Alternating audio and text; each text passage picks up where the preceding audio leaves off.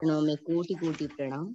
हम सभी के हृदय में विराजमान ठाकुर जी के श्री चरणों में कोटि कोटि प्रणाम। आज हाँ, नारायण नारायण आगे महाराज जी आगे। राम राम। हाँ, एक मिनट चेक करती हूँ। चेक कर लो। नहीं, इसमें आए नहीं है तो मैं कॉल करती हूँ। आप अन्यासी यो न द्वेष्टि न कांक्षति निर्द्वंदो हि महाबाहो सुखम बंधात् प्रमुच्यते। हे महाबाहो, जो मनुष्य न किसी से द्वेष करता है और न किसी की आकांक्षा करता है, वह कर्म योगी सदा सन्यासी समझने योग्य है, क्योंकि द्वंद्वों से रहित मनुष्य सुख पूर्वक संसार बंधन से मुक्त हो जाता है। महाबाहो संबोधन के दो अर्थ होते हैं। प्रणाम महाराज जी, शुरू करें इसकी व्याख्या। हाँ, नारायण नारायण शुरू करो। हाँ महाराज जी, कल की एक बार स्मृति करके फिर शुरू करें। हाँ, अविनाशी और सहज सुख राशि।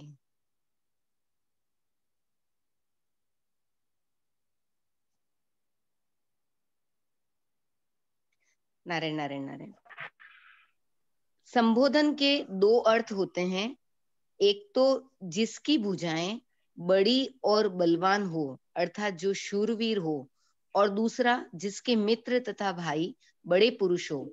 अर्जुन के मित्र थे प्राणी मात्र के सुहृदय भगवान श्री कृष्ण, और भाई थे अजात शत्रु धर्मराज युधिष्ठिर। इसलिए यह संबोधन देकर भगवान अर्जुन से मानो ये कह रहे हैं कि कर्म योग के अनुसार सबकी सेवा करने का बल तुम्हारे में है, अतः तुम सुगमता से कर्म योग का पालन कर सकते हो।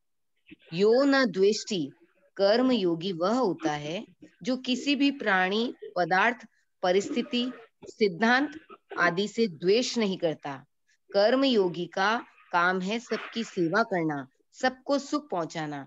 यदि उसका किसी के भी साथ किंचित मात्र भी द्वेष होगा तो उसके द्वारा कर्म योग का आचरण सांगोपांग नहीं हो सकेगा। अतः जिससे कुछ भी द्वेष हो उसकी सेवा कर्म योगी को सर्वप्रथम करनी चाहिए। जिससे कुछ भी द्वेष हो उसकी सेवा कर्म योगी को सर्वप्रथम करनी चाहिए। सबसे पहले न द्वेष्टि पद देने का तात्पर्य यह है कि जो किसी को भी बुरा समझता है और किसी का भी बुरा चाहता है, वह कर्म योग के तत्व को समझ ही नहीं सकता। नारायण नारायण। हाँ, क्या महाराज जी की आवाज नहीं आ रही है क्या? नारायण हाँ, आ नारायण रही है। नारायण नारायण नारायण नारायण महाराज जी। हाँ, नारायण नारायण बताइए। हाँ हाँ, अब आ रही है महाराज। हाँ, भगवान यहाँ कह रहे हैं इस हाँ श्लोक में महाराज, जो महाभाव संबोधन दिए, इसका दो अर्थ ये बताए महाराज जी आज कर्म योग। हाँ हाँ, बताइए।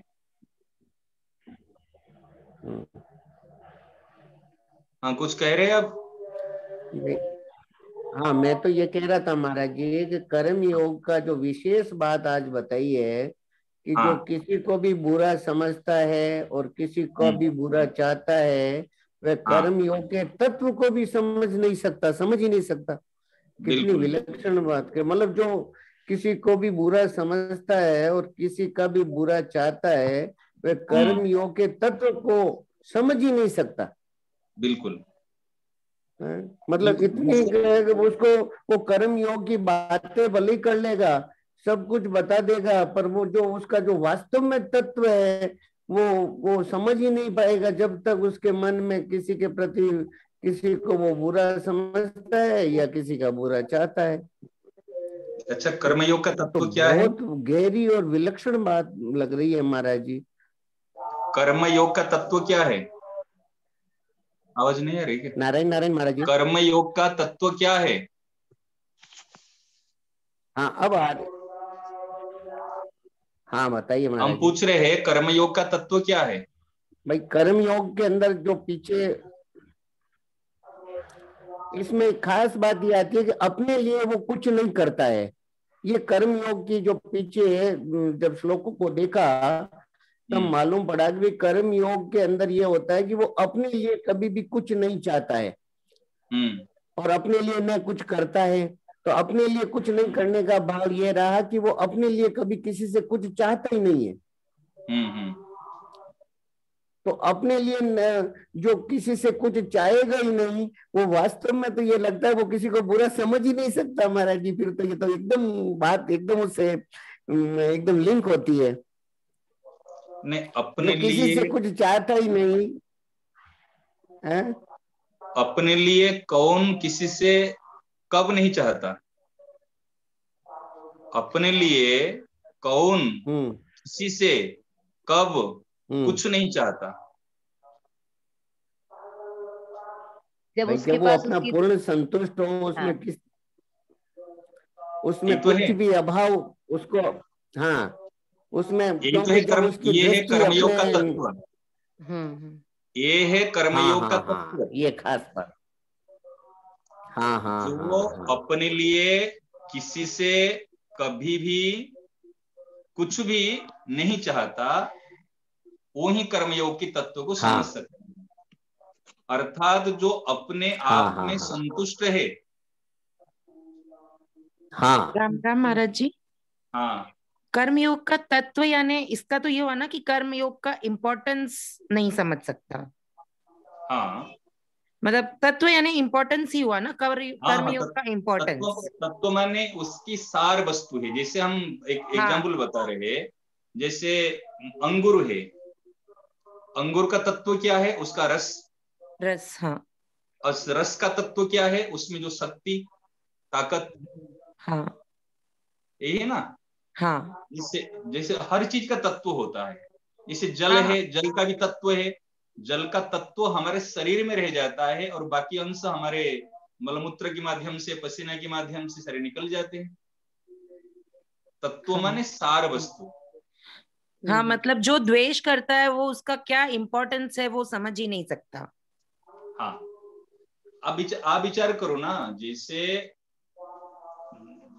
मैं अगर सोचो, मैं अपने हाथ से और अपने गाल को खूब मारूंगा, खूब मारूंगा, खूब मारूंगा और रोऊंगा, तो मेरे को लोग क्या कहेंगे? थोड़ी आवाज आ रही है आवाज तो भाई साहब, आ रही भाई है। साहब आप रीजॉइन कर लीजिए, बराबर आ रही है आवाज तो।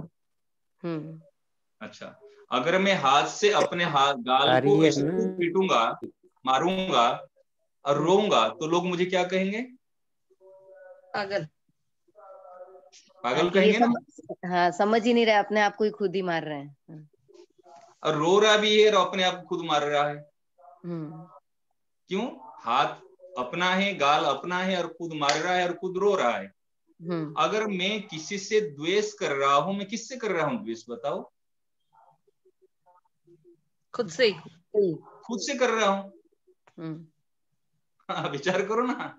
मैं सोच रहा हूं मैं उनको दुख दे रहा हूं, उनसे माने उनको, माने उनसे मैं नाराज हूं, लेकिन वास्तव में देखा जब मैं खुद से कर रहा हूं, आत्मा के नाते हम एक है, शरीर के नाते, पंचभूत के नाते भी एक है, भगवान के नाते भी हम एक है। केवल बेसमझ के कारण हम दूसरे से द्वेष करते हैं। परंतु इसके अगर जिससे द्वेष करते हैं, इसका उपाय क्या है? महाराज ने कुछ सुंदर बात बताया कि जिससे कुछ भी द्वेष हो, उसकी सेवा कर्मयोगी को सर्वप्रथम करनी चाहिए। महाराज जी, इसमें मुझे ऐसे लगता है कि अगर अपन किसी को बुरा समझ रहे हैं और द्वेष कर रहे हैं ना, तो खुद का ही बहुत बड़ा नुकसान कर रहे हैं, क्योंकि अपन कर्म योगी नहीं बन रहे, भक्ति योगी नहीं बन रहे, और ज्ञान योगी तो कोई भी योगी नहीं कुछ भी नहीं बन रहे हैं। हाँ, कुछ भी नहीं बन रहे हैं। हम जन्म तो मरण हमें चक्र एक आनंद और सुख चाहिए। आज हम उसके लिए हम दिन रात ऐसे लगता है कब वो सुख प्राप्त हो, कैसे इसको प्राप्त करूं, तो वो मिल नहीं रहा क्योंकि हम द्वेष कर रहे हैं। बस इतनी सी एक छोटी सी बात हट जाए तो हम सुखी हो सकते हैं।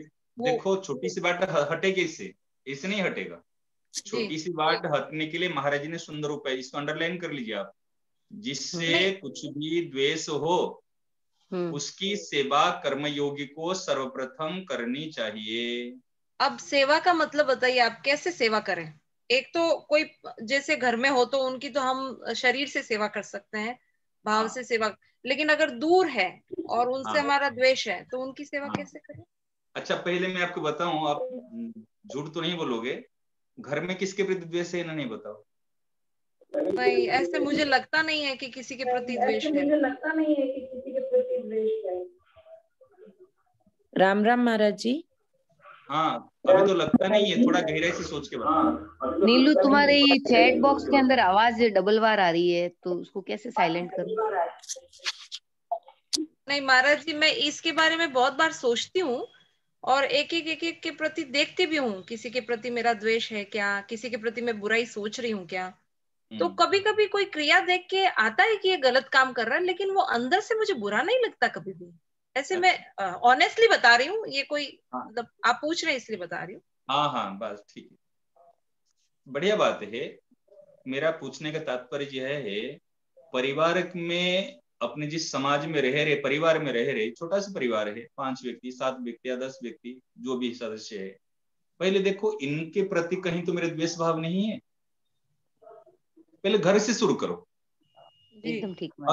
अगर द्वेष भाव है, हमको भी पता नहीं चलता और हम सामने भी बोल नहीं पाते, परंतु यदि द्वेष हो जाता है, कैसे? हमारे मनो अनुकूल जब बात वो व्यक्ति नहीं करता, कभी हमारे से बहस कर लेता है, कभी हमारे बात को काट देता है, हमारे बारे में जाके कहीं किसके सामने में कुछ बात कहता है, तो हमारे उनके प्रति द्वेष होता है। चाहे कुछ समय के लिए द्वेष रहा, परिवार व्यक्तियों के प्रति जो द्वेष होता है वो लंबे समय प्रति द्वेष नहीं रहता, परंतु चाहे 1 दिन का हो, 2 दिन का हो, 2 घंटा का हो, कुछ समय के लिए द्वेष भाव हो जाता है महाराज जी। ऐसे हो जाता, बुरा मान ही लेते हैं। अगर कोई चीज जो समझ में नहीं आती है तो भले वो थोड़ी देर के लिए ही हो, बाद में समझ में आ जाती है, लेकिन थोड़ी देर के लिए हो जाता है। हाँ, द्वेष हो जाता है, परंतु जैसे दूसरे व्यक्ति है, पराये व्यक्ति है, उनके प्रति जो द्वेष होता है वो लंबे समय तक वो द्वेष बना रहता है। और द्वेष बनने के फल क्या होता है, हम उनका बदला लेना भी चाहते हैं। वो मेरे से इसे कहा और वो मेरे प्रति इसे भाव रखा, तो जब समय आएगा ना फिर मैं देखूंगा को किस हो रहा है। अच्छा, तो कहने का तात्पर्य ये जो बात होती है ना, वो द्वेष भाव को, तो पहले महाराज जी ने जो उपाय, बहुत सुंदर उपाय बताया, बहुत अच्छी लगी बात मुझे। जिससे कुछ भी द्वेष हो उसकी सेवा कर्मयोगी को सर्वप्रथम करनी चाहिए। जिनमें राग है और उनके प्रति हम उनकी सेवा करते हैं, और जिनके प्रति द्वेष है और उनको हम पीछे कर लेते। अब देखो, एक बात बताए महाराज जी ने सत्संग में, एक बात बताए थे। क्या बताए? जैसे आपके घर में आप है, आपकी जेठानी है, कि आपकी देवरानी है, और दोनों के बच्चे हैं, ठीक है ना? तो आपको भोजन कराने की या कुछ मिठाई देने का काम पड़ा। हाँ। तो स्वाभाविक आप क्या करते हैं? तो जो माँ की एक ममता होती है, एक लगाव होती है अपने बच्चों के प्रति, स्वाभाविक जिन्होंने अपने कोख से जन्म दिए, अपने गर्भ से जन्म दिए, तो स्वाभाविक एक अट्रैक्शन तो होती है अपने बच्चों के प्रति, ओके, खराब नहीं है। परंतु जहां समय पर काम आया, भोजन परोसने के काम आया, कि मिठाई देने का काम आया, हम क्या करते? अपने बच्चों को बढ़िया मिठाई दे देते हैं या ज्यादा मिठाई दे देते हैं, और दूसरे बच्चे को हमने कम देते या खराब देते। ये हो गया द्वेष, ये हो गया। जहां राग होगा उसके प्रतिबदल में आपको द्वेष जरूर होगा ही होगा। बात समझ में आ रही है ना? हाँ महाराज जी। एक के प्रति जब राग होता है तो दूसरे के प्रति ऑटोमेटिक द्वेष होने लग जाता है, आपको करना नहीं पड़ेगा, द्वेष होने लग जाता है। तो उस समय में क्या करना चाहिए आपको? ये अगर मेरा बेटा है, ये अगर एक जेठानी का या देवरानी का बेटा है, तो आपका काम है पहले उनको देना, पहले उनको ज्यादा देना, उनकी पहले, ये बात हमको करना चाहिए।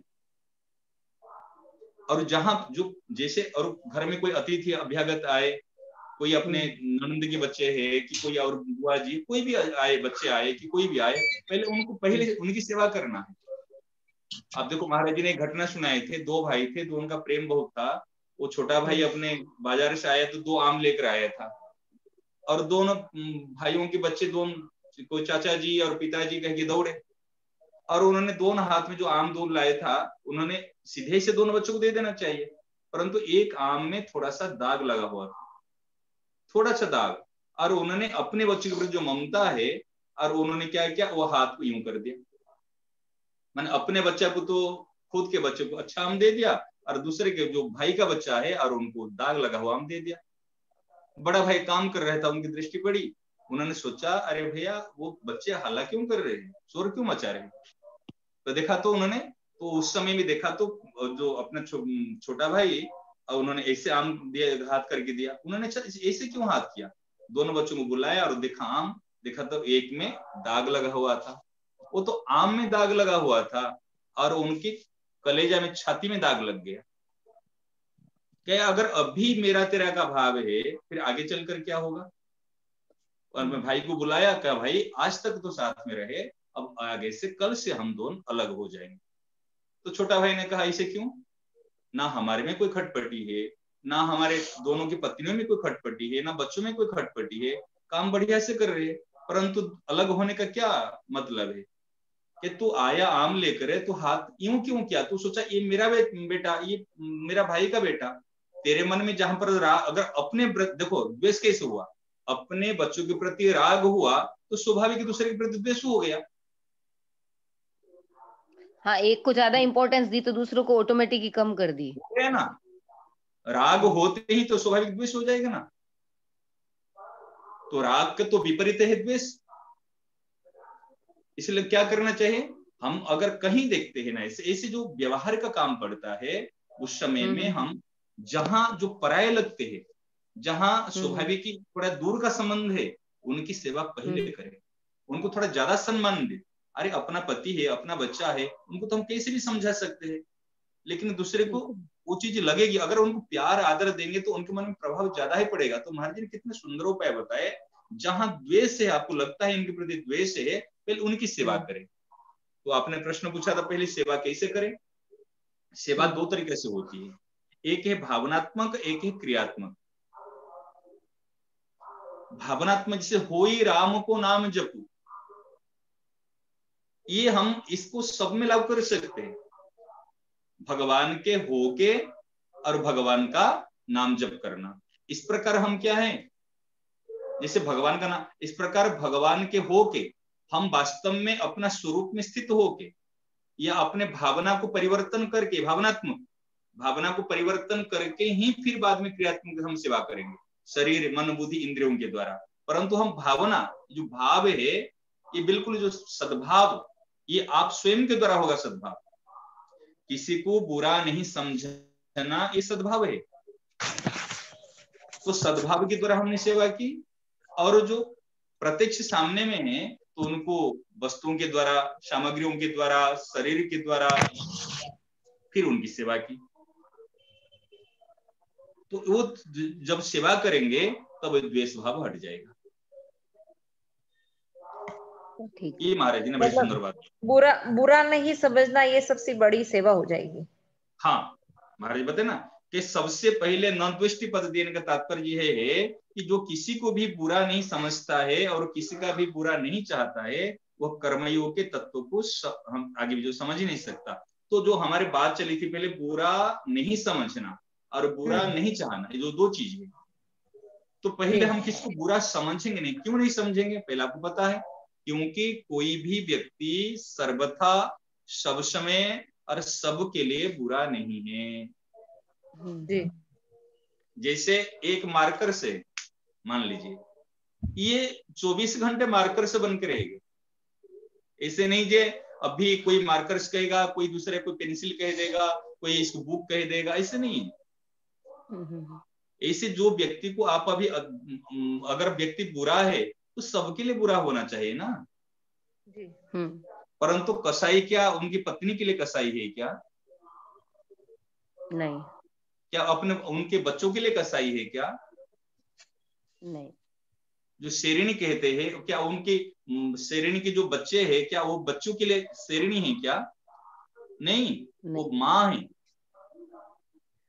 वो सबके लिए तो बुरा नहीं है महाराज जी, वो सबके लिए तो बुरा नहीं है, लेकिन ऐसी क्रिया उन लोगों की हमेशा, मतलब काफी लोग ऐसे होते हैं जो हमेशा ही ऐसी क्रिया करते हैं कि वो मतलब गलत ही लगता है कि ये गलत क्यों कर रहे हैं देखो, ऐसे। देखो मेरी बात सोचो, जो क्रिया वो करता है ना, आपको गलत लगता है, परंतु जी इस साधक को एक बात मैंने शुरू से कहता हूँ, अभी भी कहता हूँ, आप इसको ध्यान रखिए।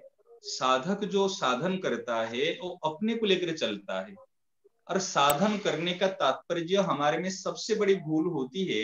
हम ज्ञान अर्जन करते हैं, हम अपने विद्यार्जन करते हैं कि साधना के फल के द्वारा हम दूसरे को परिवर्तन करना चाहते हैं।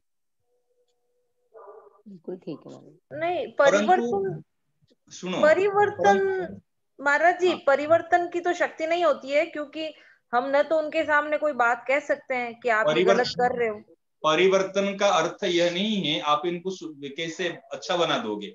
परिवर्तन का अर्थ जो बता रहा हूं, परिवर्तन का अर्थ आप जैसे चाहते हो, आप जैसे समझते हो, आप जैसे उनसे आशा रखते हो, वो उस हाँ, प्रकार बन जाए, उस प्रकार करने लग जाए, उस प्रकार समर्थन करने लग जाए, वो चाहते हो। जी जी, ये बात बिल्कुल। क्या सही ना गलत बताओ? बिल्कुल ठीक, बिल्कुल बिल्कुल ठीक है। ठीक। ये परिवर्तन चाहते हो भाई। मेरा जैसे विचार है, मेरा हाँ जैसे सोच है, मैं जिसको सही मानता हूं, मैं जिसको हाँ भरता हूं, मैं जिसको करने के लिए समर्थन किया हूं, मेरे मन अनुकूल ही वो हाँ, मेरे हाँ में हाँ मिलाए, साफ साफ बात, मेरे हाँ में हाँ मिलाए वो व्यक्ति अच्छा है। हाँ, ये बात तो है, एकदम बिल्कुल ठीक सही। है। यही तो है। अच्छा बुरे की परिभाषा क्या है? आपने पसंद कर ली, आपने पास कर ली, ये अच्छे संत है। क्यों? अरे जमती भाई है मैं उनकी जैसे, बात, हमको बस जमती है। मैं महाराज जी पास से गया कि मैं गया था जाने के लिए, हरिद्वार जाने के लिए, महाराज जी ने हाँ हाँ कर दिए, इसलिए अच्छे महाराज जी। मतलब मैंने जैसे सोचा था, पहले हम अपने निर्णय लेकर संतों के पास में जाते हैं। अगर सही हमारे बात। विचार निर्णय के अनुरूप उन्होंने समर्थन कर लिया, हाँ बिल्कुल सही है, तो ये है परिवर्तन। परंतु परिवर्तन क्या है? हम दूसरे को अपने मनो अनुकूल बनाना, ये हमारे हाथ की बात नहीं है, परंतु हम दूसरे के अनुकूल बन जाना, ये हमारे हाथ की बात है। बहुत ठीक है महाराज जी। तो आप कहोगे कोई बुरा हाँ व्यक्ति है, खराब इंसान है, हम उनके अनुकूल कैसे बनेंगे? हाँ, बिल्कुल यही प्रश्न था मेरा कि अनुकूल कैसे बने। बात समझ रहे ना? हम उनके अनुकूल कैसे बनेंगे? क्या उनके अनुकूल बनने से उनका हित होगा, लाभ होगा? परंतु ये जो संघर्ष अगर आप करते रहोगे, वो सोचता रहेगा भाई ये मेरे अनुकूल बने, और आप सोच रहे वो मेरे अनुकूल बने, अभी हमारे दोनों में संघर्ष चलता रहता। आपके अंदर सत्संगी का बनने का एक अभिमान है, सूक्ष्म अभिमान, एक सच्चाई का भी सूक्ष्म अभिमान, एक अच्छाई का सूक्ष्म अभिमान, एक भलाई करने का भी सूक्ष्म अभिमान, मैं जानता हूं, मैं समझता हूं, मेरी बात सही है, ये सूक्ष्म अभिमान, ये हमको झुकने नहीं दे रहा है। बहुत ठीक महाराज। समझ में आ रही है ना? हाँ महाराज जी बिल्कुल। ये हमारे अंदर में ये बात भरी हुई है, तो हमको क्या करना है? अरे भैया वो भी अपनी बात को सही मानता है, हम भी अपनी बात को सही मानता है, तो क्या करे? वो उनकी बात को एक बार उनके हाँ में हाँ मिलाओ। देखो उनको कह दो भैया देखो मेरे विचार से ऐसे करेंगे तो उचित नहीं रहेगा, परंतु तुम कह रहे ना, तेरी खुशी के लिए, तेरी प्रसन्नता के लिए मैं एक बार तेरी हाँ में हाँ मिलाता हूँ, तेरे अनुसार काम करता हूँ, कर लो। करने के बाद में जो आप जो कहते हैं उनके अनुसार करने से परिणाम बिगड़ जाएगा। अगर परिणाम बिगड़ा तो फिर उनको तो पता भी चलेगा ना परिणाम बिगड़ा। जो उनको पता चलेगा परिणाम बिगड़ा, तो उनको परिणाम बिगड़ने के बाद उनको उलाहना मत देना, ताने मत मारना। बात समझ में आती है ना? हाँ महाराज जी, हम तो पहले कहते हैं महाराज जी कि हमने कहा था नहीं किया, अरे पहले तो मैं कह रहा था, पहले तो मैं समझा रहा था, आपने माना ही नहीं, तो काम बिगड़ गया, ऐसे हो गया। हाँ ये तो बोलते हैं महाराज जी। ताने मत मारना, परिणाम मैंने भले परिणाम में क्या बिगड़ जाएगा? क्या बिगड़? अनहोनी होगी नहीं, हो नहार से होई, इससे कौन सी अनहोनी हो जाएगी?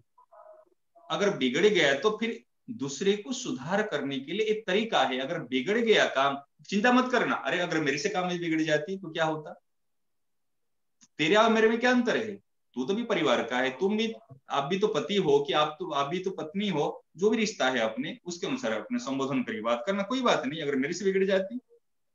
अच्छा, अगर आपकी नौकरानी के हाथ से कोई बर्तन, कांच के बर्तन गिर गए, टूट गए, क्या अंधी हो गई, क्या देखती नहीं है, क्या ढंग से काम नहीं करती, फिर तनख्वाह काट देंगे। अगर आपके हाथ से गिर जाती तो हो जाता है ऐसा महाराज जी, यही सोचते हैं।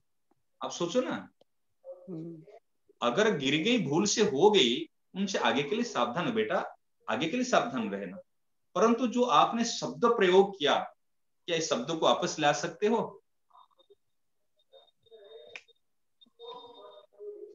नहीं, इसके ये दिल को शब्द कितनी ठेस पहुंची? एक वो जो आपने कहा ना महाराज जी शुरुआत में कि उनको ऐसे कह देना कि भाई ये ठीक है और ये मेरे को ये ठीक लगता है और ये जो तुम कर रहे हो ऐसे है। तो हाँ, कभी कभी होता है कि किसी किसी को हम ये भी नहीं कह सकते, लेकिन हमको उनकी कोई कोई क्रिया ठीक नहीं लगती है कि इनके करने से हो सकता है किसी के भी मन में ये आए कि मतलब फैमिली डिस्प्यूट्स मन से ही, ऐसे डिस्प्यूट्स नहीं है लेकिन मन से वो दूर होते जाते हैं। तो उस वक्त हम क्या भाव रखें कि वो हमारे मन में। हाँ, बात समझ में आ गया। देखो, जहां पर कह नहीं सकते हैं ना, जहां पर आपको कहने की कई बार मर्यादा होती है, ये घर का अनुशासन होता है, भले कह नहीं पाओगे उस समय में, यदि आपकी बात, एक बार आप अपने बात अगर रखना चाहते हो, रख सकते तो रख लीजिए, अगर नहीं रख पाते हैं भाई कि आप कह नहीं पाते हो, तो चुप हो जाइए, भगवान से प्रार्थना कर लीजिए, प्रभु जी मेरे विचार से तो ऐसा है, फिर आप मेरे से ज्यादा जानते हो, आप ही बुद्धि प्रदाता है, आप ही मार्गदर्शन करने वाले हैं, आप जो समझोगे वही होगा, करके छोड़ दीजिए मन से, मन से एक बार छोड़ दीजिए। फिर जो परिणाम होगा, अगर अच्छा हुआ तो ठीक है, अगर इसका परिणाम बुरा हुआ तो उनके प्रति द्वेष मत कीजिए, उनको बुरा मत समझिए, परंतु परिणाम जो बिगड़ जाता है ना, हम उनके प्रति द्वेष भाव और करते, उनको बुरा समझते और उन्हीं की चर्चा जाकर दूसरे से करते। हाँ, बिल्कुल हाँ, ठीक है महाराज जी। सही ना? नहीं तो हमने क्या किया, उन्हीं की अंदर से बुराई को तो हमने निकाला ही नहीं, उन्हीं के अंदर बुराई को और पुष्ट कर दिया और कईयों को समर्थन भी दिलाया, ये बुरा है तू भी वोट दे उनके नाम पे। हाँ, इनके सामने जाके हमारे उनकी कहने बुराई से दूसरों में भाव हो जाते हैं ना महाराज जी, हम अगर चर्चा करते हैं उसकी तो दूसरों के भाव ठीक होते हैं, तो भी उनके मन में भी आ जाता है कि नहीं ये गलत है, सही में गलत है। तो हमने अनेकों से वोट बैंक में जैसे वोट डालते हैं ना, अनेकों से लाकर वो बुरा है उसको समर्थन कराए। परंतु यदि आप सच्चे हितैषी है, आप यदि कर्मयोगी है, आप यदि उनकी सेवा करना चाहते हैं, आप यदि उनकी हितैषी है, यदि बुरा अगर परिणाम बिगड़ने के बाद में आप दुखी हो जाओगे और भगवान से प्रार्थना करोगे जी भाई प्रभु उनकी जो बुरा भाव है, ये जो बुरा कर्म है, ये आदत है, वो कैसे छूट जाए। बात समझ में आती है ना? आप किसी के सामने जाके चर्चा नहीं करोगे। अच्छा आज बताओ, यदि आपकी बेटी या आपके बेटा कहीं किसी दूसरे लड़की या लड़के के साथ में कहीं भग गई या भग गया है, मानो, क्या आप दूसरे से कहने जाओगे भाई मेरी बेटी दूसरे के साथ भग गई? नहीं, वो तो छुपा के रखते हैं। अगर दूसरा आपके पड़ोसी और किसी से अगर पता चल जाता है तो क्या करते हो? अरे आपको पता है क्या हुआ? हाँ, बहुत रस लेके बातें बताते हैं, बड़े रस लेके बात करते। तो क्यों भाई अपने बेटे के बारे में बात करो ना रस लेके,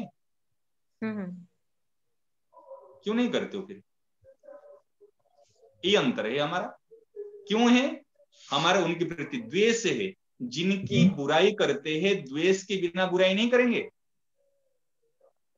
तो मतलब महाराज जी अगर किसी की क्रिया भी हमें बुरी दिख रही है तो हमारे मन में उसके प्रति द्वेष है? बिल्कुल द्वेष है, कैसे नहीं है? तो क्रिया तो दिखती है ना महाराज जी, कितनी बार ठीक नहीं लगता है कोई कोई काम की। तो बता रहे ना, ठीक नहीं लगता भाई, जो व्यक्ति कर रहा है वो अपनी दृष्टि से तो ठीक समझता है ना। हाँ, तभी वो कर रहा है। तो फिर क्यों कर रहा है वो? जी। जैसे कहना है, मानो जैसे एक 9 इंग्लिश में 9 लिखा हुआ है, ठीक है ना। आप इधर से खड़े हो, मैं इधर से खड़ा हूँ, तो आप उधर से रहने वाले व्यक्ति कहता है 6 है, और मैं इधर से कहता हूँ ये 9 है। तो फिर किसकी बात सही और किसकी बात गलत? दोनों की सही है। परंतु मैं कह रहा हूँ ये 6 है, 9 है, आप कह रहे हैं आप 6 है। कई बार परिस्थिति ऐसी भी होती है ना। आप नहीं ऐसे कि महाराज जी, अगर वो जो बच्चे के हाथ में चाकू है और हमें लग रहा है कि ये गलत है, तो हम उसको माने या नहीं माने, पर वो जो गलत है तो गलत नहीं। देखो, अगर आपकी दृष्टि में वो बच्चा है ना, और बच्चा समझता है ये बूढ़ा है, इनकी बुद्धि मारी गई, बुद्धि इनके पास बुद्धि नहीं है, आप इनको समझते बच्चे हो। अपने अपनी समझ की बातें। आजकल जैसे आप बेटी है, वो समझती भाई ये तो माँ बाप कुछ समझते नहीं, इनको बस अब नई टेक्नोलॉजी है, नई बात है, वो ओल्ड जमाने की बात कर रहे हैं। बिल्कुल ठीक है महाराज। और आप समझते अरे वो तो टावर है, अभी तो उनको बुद्धि बिल्कुल नहीं है, वो कहीं फंस जाएगी। हाँ बिल्कुल ठीक है महाराज। बस ऐसे ही। तो अपनी अपनी समझ की दृष्टि से सारी बात करते हैं। तो कहने का तात्पर्य है, इसमें ये मूल एक बात है, जो मूल चीज है, आप एक बार अधिक वास्तव में सुधार चाहते उनके, एक बार उनके स्थान पर अपने आप को रख के देखो। बात समझ में आ रही है ना? हाँ महाराज जी। आप एक बार उनके स्थान पे रहो भाई, उसी परिस्थिति में, उसी अवस्था में, और वो जो स्थान में खड़ा है, अगर मैं खुद इसी स्थान पे होता, मेरे सामने ऐसी परिस्थिति आती, तो उस समय मैं क्या करता? एक बार सोचो, यदि आप उसी परिस्थिति में, जो अभी इस परिस्थिति में रहकर सोच रहे हैं, जो इनको एडवाइस कर रहे हैं, आप अपने को उसी परिस्थिति में, उसी अवस्था में, उसी स्थान पे खड़े करके देखो, अगर दोनों का उत्तर सही मिलता है तो उनको एडवाइस करो। महाराज जी ऐसा होता है ना कि अब जो परिस्थिति मेरी बात बच्चों वाली, पहली सी बात को समझो गहराई से, बहुत गहरी बात बता रहा हूँ। बात समझ में आई? हाँ, दो स्थान है, दो व्यक्ति है, ये कह रहा है ऐसा ही, ऐसे होना चाहिए, ऐसे नहीं होना चाहिए, आपके पसंद नहीं आ रहे, आप कहते नहीं ऐसे होना चाहिए, ऐसे नहीं होना चाहिए, ऐसे होना चाहिए, होता है ना। हाँ। तो आपको क्या करना, आप प्लेस चेंज कर लीजिए। अच्छा। प्लेस चेंज करके आप उसी स्थान पे एक बार आ जाइए कुछ समय के लिए, और सोचिए अगर इस परिस्थिति में, इस अवस्था में मैं होता तो मैं क्या कहता। मैं जो इनको एडवाइस कर रहा हूं, ऐसे होना चाहिए, ऐसे ऐसे करना चाहिए, और इस अवस्था में क्या इस चीज को मैं स्वीकार कर लेता अगर ऐसे होता तो? बात समझ में आती है ना, नहीं आती? महाराज जी इसी के संदर्भ में बात है कि है ना, हमें ये चीज पता है कि जो बच्चों का बचपन अभी जो हम देख रहे हैं कुछ चीजें, तो वो हमारे साथ भी हुई और हमने भी वो किया, तो अब हमें पता चल रहा है कि नहीं वो ठीक नहीं था, तो कम से कम इनको तो बचा, मतलब मना करें कि ये चीज ये मत करो। हालांकि जिस समय हम भी छोटे थे, कॉलेज स्कूल में थे, हमारे साथ भी ये था, लेकिन आज का जो वातावरण है ना, उसके अनुसार हम उनको मना करते हैं कि ये चीज गलत है। नहीं, मना तो करते थे, आपका अभी अनुभव परिपक्व हो गया इसलिए मना करते हो। हाँ। परंतु जिस समय में आपके माता पिता भी आपको मना किए थे, क्या आपने माना था? हाँ, नहीं माना था। ये प्रश्न भी एक बार करो ना। जब हम बच्चे थे, जब हम उस समय में पढ़ने जाते थे, अगर हम कभी भी किसी लड़के से बात करते थे कि कहीं कोई किसका ऐसे कभी छुप कर किससे मिलते थे, जब हमारे माता पिता हमको मना करते थे, तो अभी मना करने के बाद में भी तो हम कभी कभी मिल लेते थे, कभी कभी हमारा मन भी करता था। यदि आजकल, हाँ इसका अर्थ हमें इसको प्रश्रय नहीं देना, परंतु आजकल उनकी बुद्धि भी ऐसे है, उनका अवस्था भी ऐसी है, अगर वो लोग कर रहे हैं, उनको हम किस टेक्निक से, किस तरीका से, अभी उस समय में हमको सत्संग नहीं मिला था। अभी तो हमको सत्संग मिला है, बच्चों को भी सत्संग मिला है, उन्होंने सही क्या गलत क्या समझ रहे, उस समय तो हम ये भी समझ नहीं पा रहे थे। बिल्कुल। तो उस अवस्था को लेके फिर बच्चों को वो फिर हमको बताना पड़ेगा। तो मतलब उसी स्थान पर अपने आप को देखने के बाद, चलो ये बच्चे है, अभी यंग है, अभी टीन एज है, तो इसलिए उनको ऐसे होगा ऐसे कभी कोई चीज परिस्थिति आ जाती है, मन चंचल होता है, ठीक है, बच्चों को हमने कैसे हैंडल विथ किया, कैसे उनको हैंडल करेंगे बताओ, कैसे उनको ध्यान पूर्वक, कैसे प्रेम पूर्वक, या कभी आंख दिखा के, कभी डांट फटकार के, कभी ऐसे रास्ते पे लाएंगे, वो करना पड़ेगा हमको, परंतु द्वेष नहीं करना, खास करके द्वेष नहीं करना। ये जो प्रसंग चल रहे हैं ना, जहां पर साधक का कर्मयोग का यौन द्वेष्टि, हमको द्वेष नहीं करना, मतलब अगर किसी को दंड भी देना है ना, तो द्वेष पूर्वक दंड नहीं देना, मारना है तो द्वेष पूर्वक नहीं मारना। अगर द्वेष रहित और राग रहित होकर हम कर्म करते हैं तो हम संसार बंधन से मुक्त हो जाते हैं। करो, मारना दोष नहीं है, दंड देना दोष नहीं है, परंतु द्वेष पूर्वक दंड नहीं देना, द्वेष पूर्वक माने कोई क्रिया नहीं करना, ये महाराज जी कहते हैं और भगवान इसमें ये बात बताए। ठीक है, आगे मार्मिक बात पढ़े। हाँ, प्राणी मात्र के हित के उद्देश्य से कर्म योगी के लिए बुराई का त्याग करना जितना आवश्यक है उतना भलाई करना आवश्यक नहीं है। भलाई करने से केवल समाज का हित होता है, परंतु बुराई रहित होने से विश्व मात्र का हित होता है।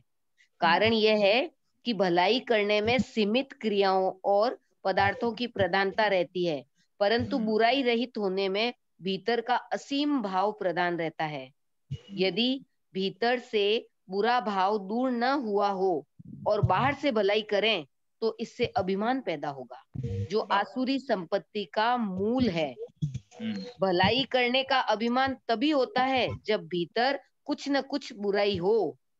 जहाँ अपूर्णता कमी होती है वही अभिमान पैदा होता है, परंतु जहाँ पूर्णता है वहाँ अभिमान का प्रश्न ही पैदा नहीं होता। बढ़िया महाराज जी, ये पैराग्राफ एक्सप्लेन करने से पहले एक प्रश्न और पूछूंगी कि जो एक तो आपने समझ के अपन उस द्वेष को हटाए, तो कभी कभी क्या होता है कि वो इतनी समझ नहीं होती है बुराई समझने की, तो इसके अलावा क्या उपाय है? अच्छा, बार बार समझ कर भी वो आ जाती है बात। हाँ, तो इसके अलावा क्या उपाय कर सकते हैं? आप सीखना चाहते हैं ना काम में लेना चाहते हो? बिल्कुल काम में ही लेना चाहते हैं, सीख तो लिया हमने बहुत। हाँ, नहीं, काम में लेने के लिए फिर काम की बात बताऊं, अगर कहीं किसको बताना है तो फिर दूसरी बात बता दूं। नहीं, काम में ही लेना है महाराज। हाँ, काम में लेना है। अगर अपने विचार के द्वारा किससे द्वेष भाव नहीं मिटता, ठीक है ना, अब रोज सुबह शाम उनको प्रणाम करना शुरू कर दो। ठीक है ना? मानसिक प्रणाम, हाँ, मानसिक प्रणाम कर लो। अगर ऐसे आपके रिश्ता में जिनको आप प्रत्यक्ष प्रणाम कर सकते हैं, अगर इस संभव पर हो तो और माने जल्दी इसका फलप्रद रहेगा, जल्दी लाभ होगा। और छोटे हैं हमसे तो? हाँ, अगर छोटे हैं उनको माने ऐसे प्रणाम नहीं कर सकते, प्रणाम करोगे तो अजीब सा लगेगा, फिर वो सोचेगा ये क्या बात है, तो उनको मानसिक प्रणाम कर लिया करो। ठीक है ना, रोज मानसिक प्रणाम करो। और आप इनको एक कहो, छोटे हैं तो आप बहुत अच्छे हो, बहुत बढ़िया हो, और आपकी तरह कोई बच्चा नहीं है, आपकी तरह ऐसे कोई नहीं है, आप तो सबसे बढ़िया है, सबसे बढ़िया है, सबसे आपका स्वभाव भी बहुत बढ़िया है, आप बहुत अच्छे हो।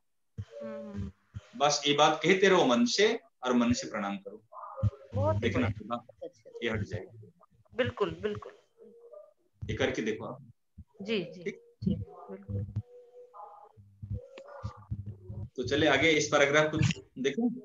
हाँ, देखो, ये बहुत मार्मिक बात है, इस श्लोक तो बहुत मार्मिक है, और इसके अंदर भी महाराज जी ने मार्मिक बात बताई।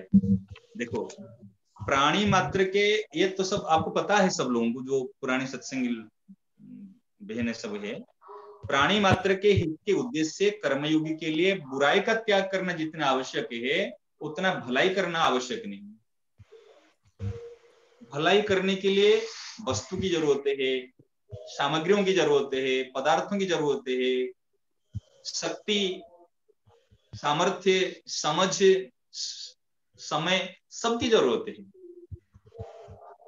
परंतु बुराई रहित होने के लिए इसको हम बुरा नहीं समझेंगे, क्या करना पड़ेगा, कहाँ जाना पड़ेगा?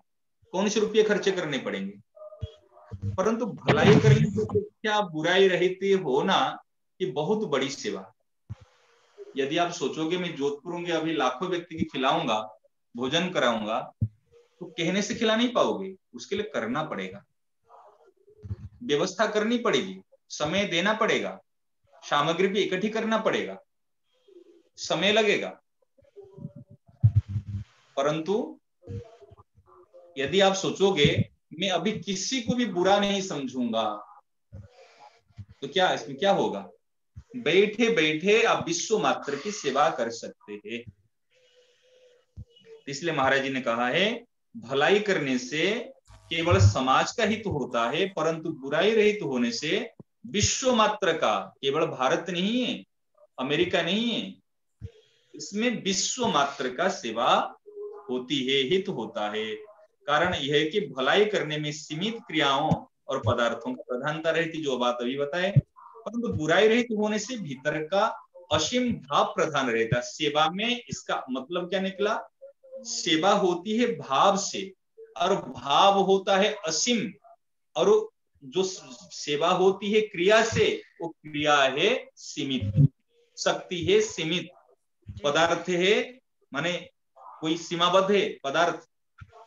इसलिए ये जो भाव है, भाव के द्वारा जो सेवा होती है, भाव की कोई सीमा नहीं है, वो असीम है, वो अनंत है। ठीक है ना? यदि भीतर से बुरा भाव दूर ना हुआ, ये तो बड़ी मार्मिक बात बता रहे हैं, जो हमारे जीवन की, हमारे लाइफ में बहुत चेंज करने की आवश्यकता है। यदि भीतर से बुरा भाव दूर ना हुआ और बाहर से भलाई करे, अभी तो हमारे क्या होता है, व्यवहार के नाते परिवार में उनको शादी ब्याह में देना हो तो देना पड़ता है, परंतु भीतर से हम इनको बुरा समझते हैं। सही बात है, बिल्कुल महाराज जी, प्रैक्टिकल ये होता ही है अधिकतर। हाँ, और भीतर से तो बुरा समझते हैं, भीतर से तो अच्छा नहीं लगता, लेकिन बाहर से इनकी सेवा करना क्या करके, लोग मर्यादा को हो, लोक मत को हो, नहीं कहते लोग बुरा समझेंगे, और इस प्रकार से हम करना होता है। तो बाहर से जैसे कई व्यक्ति, मैंने सेठ साहूकार लोग व्यक्ति, वो व्यक्ति की तो बुरा समझते, इनके प्रति द्वेष भाव है, और बाहर से निकले अपना कुछ दान पुण्य करने के लिए, और बाहर से जो भलाई करते हैं, इससे अभिमान पैदा होता है, अरे मैंने दान दिया, मैंने काम किया, मैंने ऐसे किया, ऐसे किया। क्यों? कारण अभिमान पैदा होने का कारण क्या है कि बाहर से भलाई करता है, भीतर से भलाई नहीं करता। जो भीतर से भलाई करेगा, भीतर से भलाई क्या है? बुराई रहित तो होना ही भीतर से भलाई है। बात समझ में आ रही है ना? हमारे बुराई रहित तो होना ही भीतर से भलाई, और बुराई का भावना रख के केवल बाहर से जो करते हैं, माने वस्तु पदार्थ सामग्री देगी जो करते भलाई, ये है बाहर की भलाई। और बाहर की भलाई करने वाला व्यक्ति को अभिमान आता है, परंतु भीतर से बुराई रहित होने वाला व्यक्ति को अभिमान नहीं आता। ये हमारे जी कह रहे कि भलाई करने का अभिमान तभी पैदा होता है। देखो कब अभिमान पैदा होता है कि भलाई करने का अभिमान तभी पैदा होता है जब भीतर कुछ ना कुछ बुराई हो। बहुत मार्मिक बात है। हम भलाई तो करते हैं, लेकिन भलाई करने के बाद में हम अभिमान भी करते, आने मैंने भलाई की। अगर भलाई करने का अभिमान है तो हमारे भीतर में कुछ ना कुछ बुराई है। जहां अपूर्णता, बुराई क्या है? जहां अपूर्णता होती है वहीं अभिमान पैदा होता है। पूर्णता में कभी अभिमान नहीं आता। महाराज जी ने एक उदाहरण बताए थे, घड़े में अगर जो जल है, अगर घड़ा भरा हुआ है तो वो घड़ा छलकेगा नहीं। अगर घड़ा अपूर्ण है, आधा है पानी, वो चलते समय वो जल छलकने लग जाता है। बिल्कुल। तो जो अभिमान है ये छलकता है अपना, अरे मैंने किया। तो अभिमान होता है शरीर को लेकर, अपने क्रिया को लेकर, पदार्थों को लेकर, वस्तुओं को लेकर, जो नाशवान को लेकर अभिमान होता है। जहां पर पूर्णता का अनुभव होता है स्वयं को लेकर। ठीक है ना? तो चलिए 1 मिनट के लिए क्या है? अविनाशी सहज सुख राशि। सहज सुख राशि। ठीक है ना।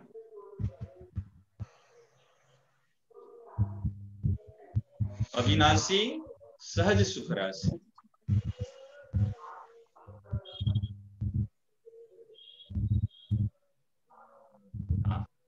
कि जहां अपूर्णता, ये पूर्णता, ये सहज सुख राशि अविनाशी, ये पूर्णता का द्योतक है कि जहां अपूर्णता अर्थात कमी होती है वही अभिमान पैदा होता है, परंतु जहां पूर्णता है वहां अभिमान का प्रश्न ही पैदा नहीं होता। तो देखो, अभिमान से रहित होने के लिए अनेक उपाय भगवान ने गीता जी में बताए। यदि हम आत्मस्थ हो जाएंगे, योगस्थ होंगे, अपने आप में संतोष करेंगे, उसमें अपने आप में पूर्ण अनुभव करोगे। पूर्ण माने अभी मेरे कोई चीज की आवश्यकता नहीं, मुझे कुछ चाहिए नहीं, और बाहर की चीज मेरे तक पहुंचेगी भी नहीं। समझ में आ रहे हैं ना जी।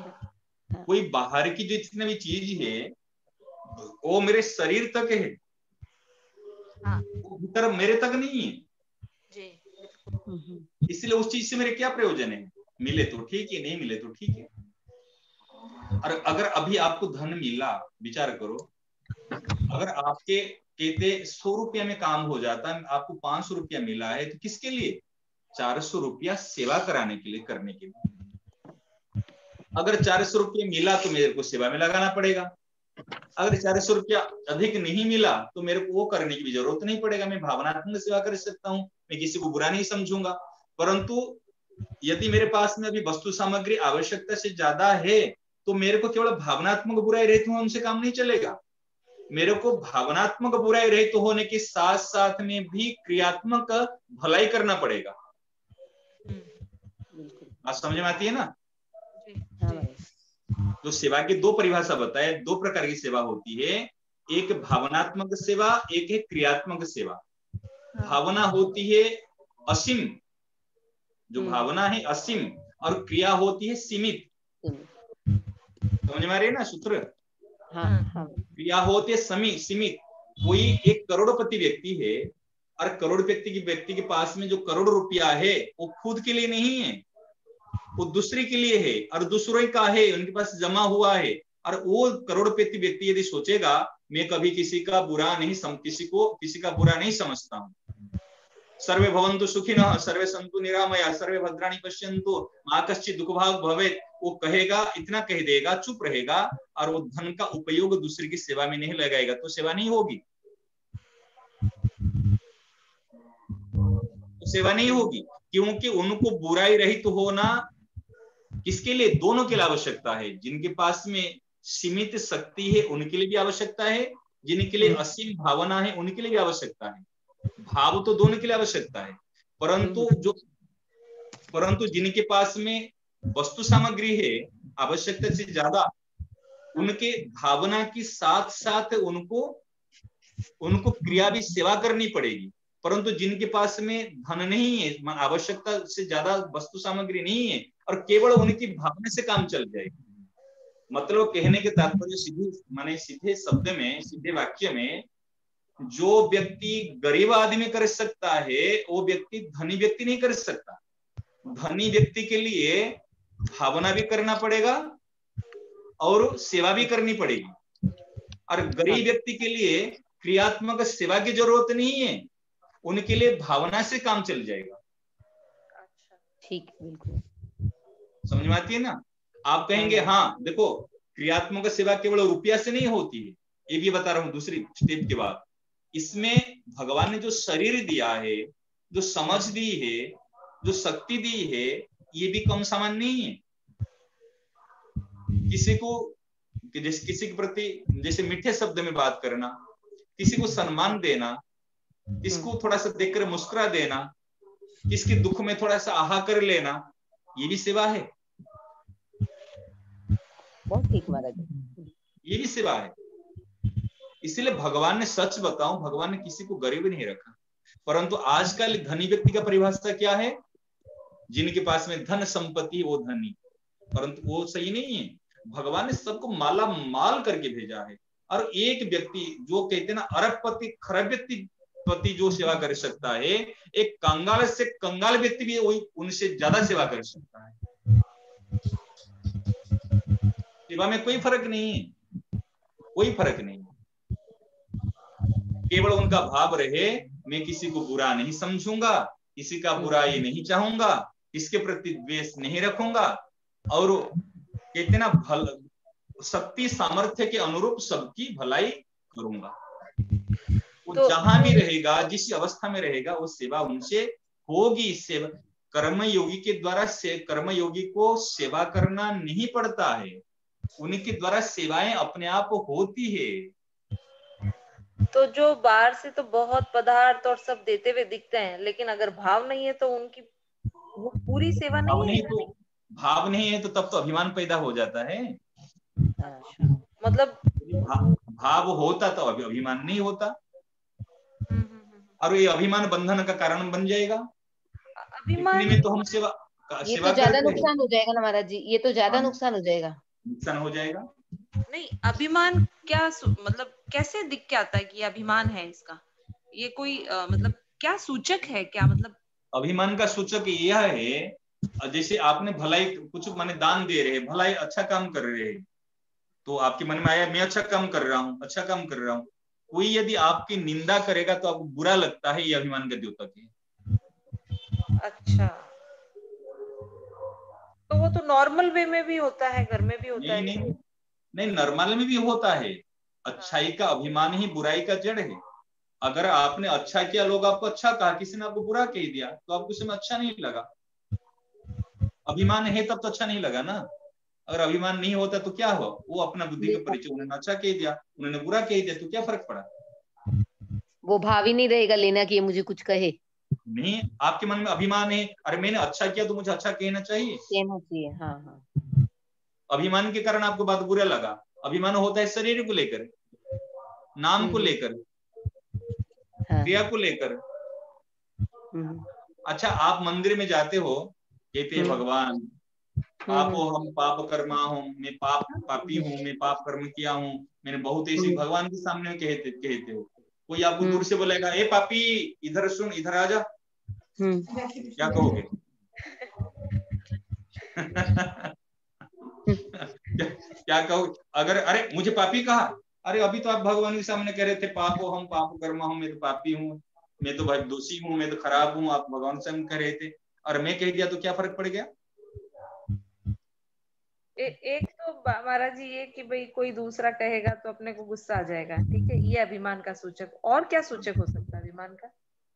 अभिमान का सूचक ये है, और वो अपनी बात को सही मानेगा हर समय। अभिमानी व्यक्ति अपने को सही समझेगा, दूसरे को गलत समझेगा। हाँ, कि जो मैंने किया वो ठीक किया, ये मतलब गलत कर रहा है, मतलब मेरा ठीक है। हाँ हाँ। अभिमानी व्यक्ति कभी झुकेगा नहीं। अच्छा। हाँ, वो टूटेगा पर वो झुकेगा नहीं, ये अभिमानी व्यक्ति का लक्षण होता है। अच्छा, उसको अगर ये बात समझ में आ रही है कि ये मेरा अभिमान है, और तो उसको क्या हुआ, अपनी गलती दिख रही है कि ये सत्संग मिलता है, समझ में आता है कि ये मेरा अभिमान है, और छोड़ना चाहता है, तो उसको कैसे छोड़े फिर? अगर जैसे आप बैठे हो, एक छिपकली आपके पास से गोद में गिर गई हो, तो आप क्या करोगे उस समय में? झटका के फेंक देंगे। क्यों पूछने जाओगे पतिदेव को या सास को, एक छिपकली गिर गई तो मैं क्या करूं? नहीं, पूछने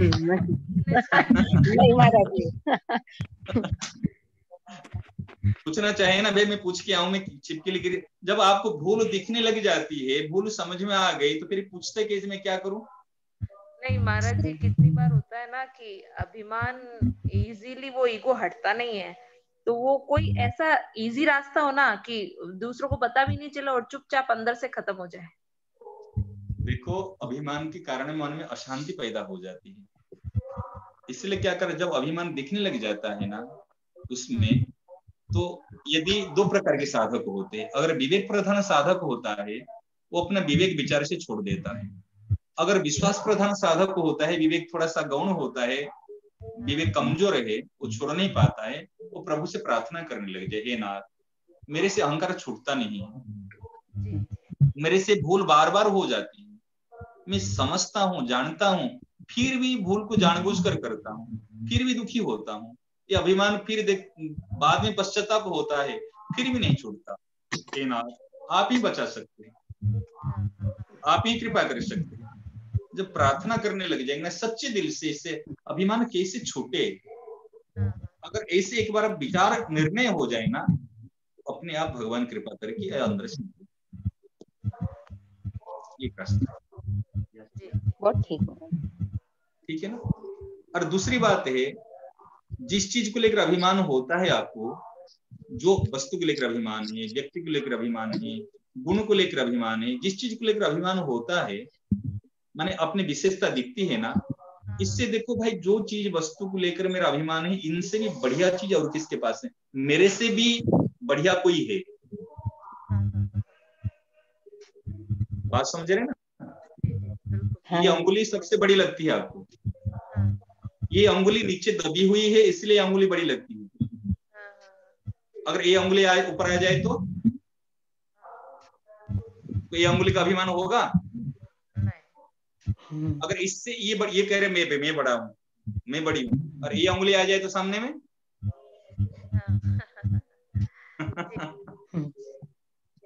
तो अभिमान होता है, दूसरे से श्रेष्ठता को लेकर अभिमान होता है, ठीक है ना। तो अभिमान दूर करने का और एक रास्ता है, जहां पर अभिमान आता है, अभिमान से मीन्स श्रेष्ठता, मैं बड़ा हूं, मेरे में गुण है, मैं समझदार हूं, उस समय में दूसरे श्रेष्ठ व्यक्ति को सामने में देखने लग जाओ। अच्छा, समझ में आया। हाँ, दूसरे श्रेष्ठ व्यक्ति को सामने में, गुणवान व्यक्ति को, धनवान व्यक्ति को, जो भी जिस श्रेष्ठता को लेकर आपके मन में अभिमान आता है, दूसरे श्रेष्ठ व्यक्ति को सामने में देखने लग जाओ, तो अपने आप जो न्यूनता का अभिमान माने न्यूनता आ जाएगी, तो फिर अपने आप अभिमान छूट जाएगा। अरे मैं क्या मान रहा था, मैं बड़ा हूं, मैंने इतना बड़ा काम किया हूं, मेरे मन में इतना समझ है, और देखो मेरे से भी बढ़कर ये है, ठीक है ना। ये भी एक रास्ता है, ठीक है। और बताइए प्रश्न हो तो अब देखो, इसको पैराग्राफ को पूरा कर लेते एक बार थोड़ा सा, है ठीक है ना। हाँ, तो भीतर का असीम भाव प्रधान, यदि भीतर से बुरा भाव दूर न हुआ हो और बाहर से भलाई करे तो इस अभिमान पैदा होगा, और आसुरी संपत्ति का मूल है दंभ दर्पोभिमानश्च क्रोध पारुष्यमेव च। दंभ दर्प अभिमान ये आसुरी संपत्ति का मूल चीज है। दंभ माने दिखावा, दर्प जैसे अपना घमंड, और अभिमान ये आसुरी संपत्ति के मूल चीज है, महाराज जी कहते हैं। देखो आगे बता रहे हैं, ये भलाई करने का अभिमान तभी पैदा होता है जब भीतर कुछ ना कुछ बुराई हो। भलाई करने का अभिमान तभी पैदा होता है जब भीतर में कुछ ना कुछ बुराई हो। जहां अपूर्णता कमी होती है वहीं अभिमान पैदा होता है, परंतु जहां पूर्णता है वहां अभिमान का प्रश्न ही पैदा होता ही नहीं। इसलिए अपनी पूर्णता में रहना ही मूल चीज है, और पूर्णता का अनुभव करेंगे। भगवान कहते निर्द्वंद्व नित्य सत्वस्थ निर्योग क्षेम आत्मवान। देखो यहाँ पर निर्द्वंद्व शब्द आया है, और वहां दूसरे अध्याय के 45 नंबर श्लोक में त्रैगुण्य विषय वेदा निस्त्रैगुण्य भवार्जुन निर्द्वंदो या निर्द्वंद ही महाबाहो निर्द्वंदो नित्य सत्वस्थ निर्योग क्षेम आत्मवान। आत्मवान भवो, जैसे किसको प्रणाम करता है वो कहता आयुष्मान भव, धनवान भवो, जैसे ऐसे आत्मवान भव। आत्मवान माने जैसे अपने आत्मा में स्थित रहो, ये बात ठीक है। आगे तो समय हो गया आपका। ये महाराज जी ये पैराग्राफ लूं या फिर कल कैसे आप पूरा और आगे ले लेंगे। हाँ ये वाला ले ले महाराज जी। हाँ ले लीजिए। राम राम। हाँ नारायण नारायण। हाँ महाराज जी, कल वो केशव राम जी जैसे महापुरुषों का आने का है ना, तो कल केशव राम जी का आने का भाव है। अच्छा बढ़िया तो बढ़िया, बहुत बढ़िया। आप बता देते भाई सब ने उसमें ज्यादा से ज्यादा आए तो वो क्या थोड़ा महाराज जी का और सेठ जी के बारे में काफी। हाँ बहुत अच्छी बात है। हाँ कल केशव राम जी के आने का भाव है, तो आप सब जने कल ज्यादा से ज्यादा संख्या में पधारें और सबको सूचित भी करें कि वो बहुत अच्छा काफी सेठ जी के बारे में, महाराज जी के बारे में पुरानी सत्संग है, काफी जानते इसे। महाराज जी इस पैराग्राफ को मतलब इसमें बहुत मतलब गहरी गहरी बातें तो कल लें तो और भी ज्यादा अच्छे से कर सकते हैं। कल तो अपने महापुरुषों की चर्चा रहेगी। अच्छा हाँ कल तो हाँ सॉरी हाँ अब सोमवार को होगा। महाराज जी सोमवार को पधार जाएंगे। महाराज जी कोई कहेंगे, महाराज जी आ जाएंगे सोमवार को। महाराज जी ये श्लोक में जरूर आ पाए, क्योंकि इस श्लोक को पढ़ा ना महाराज जी ऐसा लग रहा है कि ना मतलब एक एक लाइन एक एक शब्द इतना जबरदस्त है। तो आप सोमवार को मार्मिक बात है। हाँ हाँ महाराज जी, महाराज जी तो महाराज जी सोमवार को इस श्लोक को लेना है, आप जरूर पधारें महाराज जी। सोमवार को अपने सोमवार मंगलवार तो रामोतारी जी की बारी है महाराज जी वो ठीक है लेकिन महाराज जी ऐसा लग रहा है कि ना इस श्लोक में आप आए, क्योंकि इस श्लोक में हर एक बात को देखा ना तो ऐसा लग रहा है कि ये क्लियर होने से बहुत कुछ ठीक है।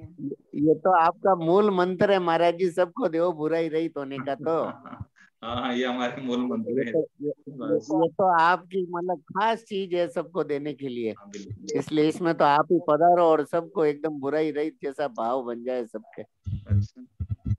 अभी महाराज जी है तो वो प्रश्न करें, प्रश्न हो तो देख लो किसी से। महाराज जी एक बार साधक संजीवनी के लिए जरूर कहें कि जो भी मतलब जिनके पास नहीं है या फिर जो श्लोक चलता है तो वो श्लोक साधक संजीवनी जरूर खोल के बैठे। ठीक है ठीक है। राम राम राम राम महाराज जी। राम राम। हमारे तो मन में नहीं आती है किसी की बुराई करने की, लेकिन कोई हमारा ही बुरा करता दिखे तो उस समय हम किस तरह से हैंडल करें, थोड़ा सा गाइडेंस करो। हमारा बुरा कोई करता हुआ दिखे तो क्या करना चाहिए उस टाइम? पहले आप सुनो, सत्संग जैसे बात चल रही है ना अभी चर्चा में सब आ जाएगी बात। अच्छा। प्रश्न भी कर रहे हैं, आपका एक भी प्रश्न नहीं रहेगा। अच्छा। सारे प्रश्न का समाधान अपने आप हो जाएगा। अच्छा। आप अभी पढ़ो और बात को ध्यान से सुनो और जो कह रहे इसको अप्लाई करो अपनी लाइफ में। वो कोई साधक पूछना चाह रहा है कि आप वृंदावन में कौन से स्थान पर हो? अभी कोई आना चाह रहा होगा। अभी वृंदावन स्थान तो पता चल जाएगा। अभी अपने जो प्रसंग चल रहा है इसके बात करते हैं। ठीक है ठीक है ठीक है।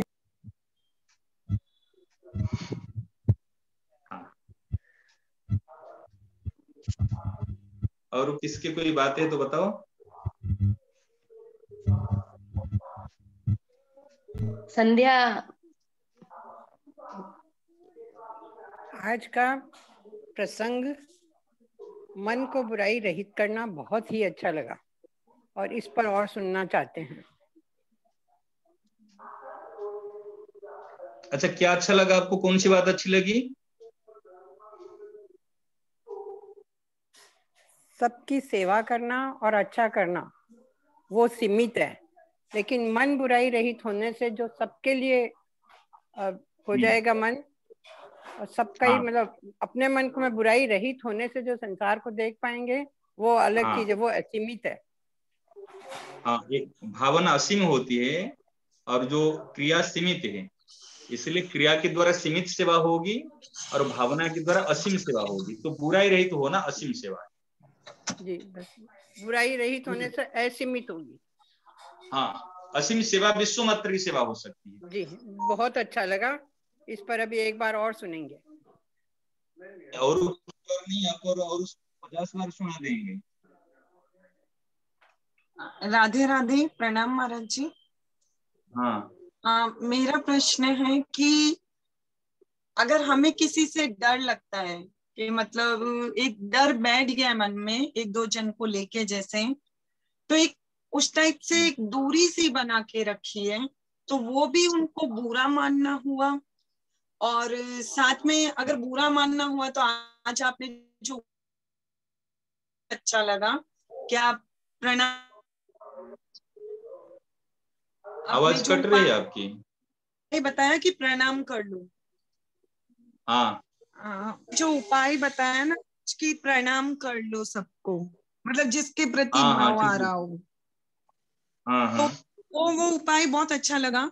लेकिन ये जो डर है, मतलब अगला इंसान कैसा है क्या नहीं वो मुझे नहीं पता, लेकिन किसी को लेके अगर भीतर में डर बैठ गया है, 2-3 जन जो भी हैं, तो ऐसा लगता है कि नहीं थोड़ी दूरी बनाए रखो, तो वो भी उनको बुरा मानना ही होगा। हाँ, दूरी बनाओगे तो आपके अंदर से द्वेष नहीं मिटेगा।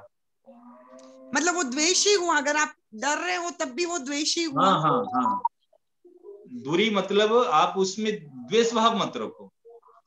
नहीं, द्वेष भाव तो नहीं है, एक डर है भीतर में कि डर लगता है, जैसे अगले इंसान से डर लगता है, तो उसका क्या, उसको वो भी प्रणाम करने से निकल जाता है, वो डर भी निकल जाता है क्या? मेरा प्रणाम करने से निकलेगा। साथ साथ में ये समझो जो अभी दूरी बनाने के लिए होता है ना, अच्छा दूरी किससे बनाते हो? जिसे डर लगता है। और डर किससे लगता है? जिनको आप सोचते हैं मेरी बात सुनो, दूरी किससे बनाते हैं? जिससे डर लगता है। और डर किससे लगता है? जिसकी आपकी दृष्टि से जो आपके लिए घातक है, जो आपके लिए हिंसा युक्त है, जैसे सांप है। एक उदाहरण बताता हूँ। सांप को देखकर हमको डर लगता है, और डर लगता है तो हम दूर भागते हैं, सही ना? नहीं, हाँ हाँ। सांप को देखकर हमको डर क्यों लगता है? भाई सांप हमको काट लेगा, सांप हमको हानि पहुंचाएगा। परंतु जो सपेरा है, बात सुनो पहले, समझो इस बात। जो सपेरा है उनको सांप को देखकर डर नहीं लगता, वो सांप को पकड़ता है। क्योंकि सांप को पकड़ने के बाद में सांप अगर कभी काटता है, उनके पास में जड़ी बूटी है, उनका जहर का प्रभाव उनको नहीं आता, और भी वो जहरीला दांत को तोड़ दिया है। यदि जहरीला दांत क्या है? किसको द्वेष, किसी के प्रति द्वेष भाव रखना, किसी को बुरा समझना, ये है जहरीले दांत। यदि हम अपने 2 जहरीले दांत को तोड़ देंगे, अर्थात द्वेष भाव नहीं रखना, बुरा नहीं समझना, तो फिर क्या है? कोई सांप अगर कितना भी काटेगा ना आपको, तो आपके अंदर कोई डरने की बात नहीं है। और सांप से दूर भग भग कर कब तक जाओगे? नहीं, ऐसा भी है ना महाराज जी कि सिर्फ मेरे लिए नहीं, अगर वो और किसी पे भी चिल्लाना या ऐसा कुछ होता है तब भी डर लगता है। मेरी बात सोचो, किसी के लिए भी करे ना, वो किसी के लिए भी करे, परंतु आपके मन से डर कब निकलेगा?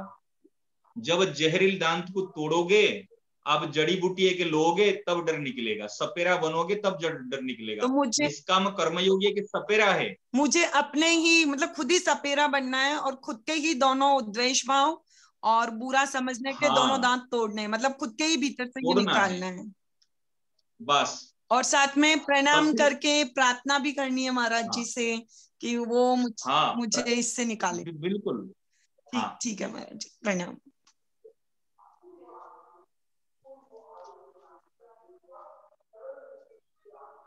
राम राम महाराज जी। हो गया सबका? हाँ, राम राम महाराज जी। हाँ, राम राम महाराज जी। मैं बोल रही थी कि सामने वाला अगर बुराई करता है, मान लीजिए, तो अपने अगर चुप हो जाए, मतलब क्या कर सकते हैं? अगर उनको बदल नहीं सकते हैं, अपने आप को भी बदल नहीं सकते हैं, तो चुप रहना ज्यादा अच्छा है क्या? नहीं, चुप तो होते हैं, एक होते है बाहर से चुप होना, एक होता है भीतर से चुप होना। हम भीतर से तो चुप होते ही नहीं, भीतर से तो गुनगुनाते हैं, सही ना? नहीं, और बाहर से चुप हो जाते हैं। हाँ, भीतर से भीतर से जब चुप नहीं होते, और भीतर से जब चुप नहीं होते, बातें करते रहते, फिर समय मिलने पर तीसरे आदमी जब मिलता है, उनके सामने फिर बोलने लग जाते हैं। चुप होना मतलब इनको उपेक्षा कर देना, छोड़ देना, ये भीतर से चुप होना है। हमारा कोई मतलब नहीं, ये होता है भीतर से चुप होना। तो उसके लिए बहुत मेहनत करना पड़ेगा, बहुत अपने आप को बदलना पड़ेगा। कुछ मेहनत नहीं करना पड़ेगा, ये परिश्रम का रास्ता नहीं है, ये बहुत सहज रास्ता है, बहुत सहज रास्ता है। ना महाराज जी, हाँ, मैं ऐसे बोलती हूँ कि मैं सत्संग सुनते माला जी कर सकती हूँ। माला करना तो नियम नहीं है। अगर आपके अंदर में मालाएं चलती है, नाम चलता है, तब तो कोई दोष नहीं है। और जानबूझकर आप सत्संग की बात को समझ नहीं पाओगे, फिर इतना गहरी बात चल रही है। मन कर सकती हूँ। मन तो एक है ना, कबीर मनुआ एक है, भावे जहां लगावे। अगर मन को माला में लगाओगे तो बात समझ में नहीं आएगी आपको। सत्संग के समय में कुछ नहीं करना, ध्यान से सुनना बात को। अगर आपके अंदर नाम का अभ्यास है, नाम अपने आप चल रहा है, जैसे आंख के पलक पड़ रहे, जैसे श्वास चल रही है, तब तो कोई दोष नहीं। परंतु जानबूझकर मन को नहीं लगाना, जानबूझकर नाम में नहीं लगाना। सत्संग के बाद में फिर लगाओ, कोई मना नहीं जी महाराज जी। हाँ, और कोई बात?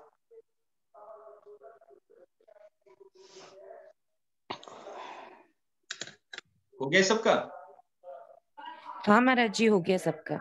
चलो ठीक है, आप करो, आनंद है, आनंद करो। आनंद है, आनंद है, आनंद में रहें। कल क्या हुआ, कल क्या होगा, इसकी चिंता न करें। सियावर रामचंद्र जी की जय। मोर मुकुट बंसी वाले की जय। श्री गंगा मैया की जय। गीता माता की जय। गौ माता की जय। अनंत कोटि सब संत महात्माओं की जय। आज के प्रेम कृपा आनंद की जय।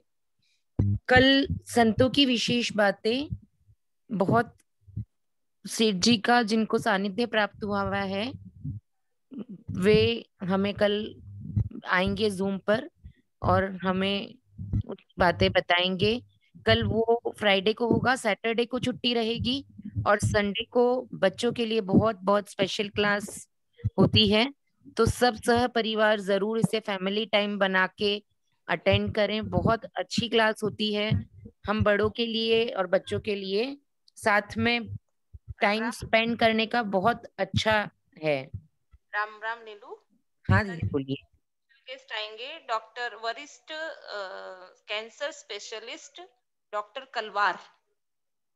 तो सभी को जरूर जरूर वो क्लास जरूर अटेंड करनी चाहिए बच्चों के साथ में। बड़ों के लिए भी बहुत उपयोगी है और बच्चों को भी जरूर बैठाना चाहिए। हाँ, वो बच्चों को फूड हाइजीन का बहुत अच्छा गाइडेंस देते हैं, जो आज हम चाहते हैं कि हमारे बच्चे नहीं खाएं, तो एक डॉक्टर समझाते हैं तो बच्चे बहुत अच्छे से उसको समझते हैं। हम पूरे एस्पेक्ट्स भी नहीं जानते हैं, इसलिए हम क्लैरिफाई नहीं कर पाते हैं। और जब बच्चों को क्लैरिफिकेशन मिल जाता है तो बात उनको सेट हो जाती है माइंड में। तो हमें जरूर अटेंड करना चाहिए।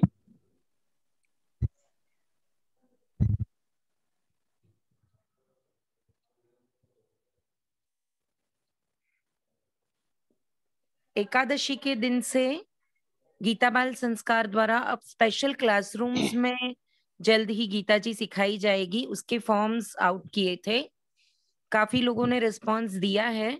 जो अभी गीता जी अटेंड कर रहे हैं वे भी प्लीज फॉर्म भरें, क्योंकि जब ये क्लासेस शुरू होंगी तो सारी फॉर्म्स वाली ही क्लासेस होंगी।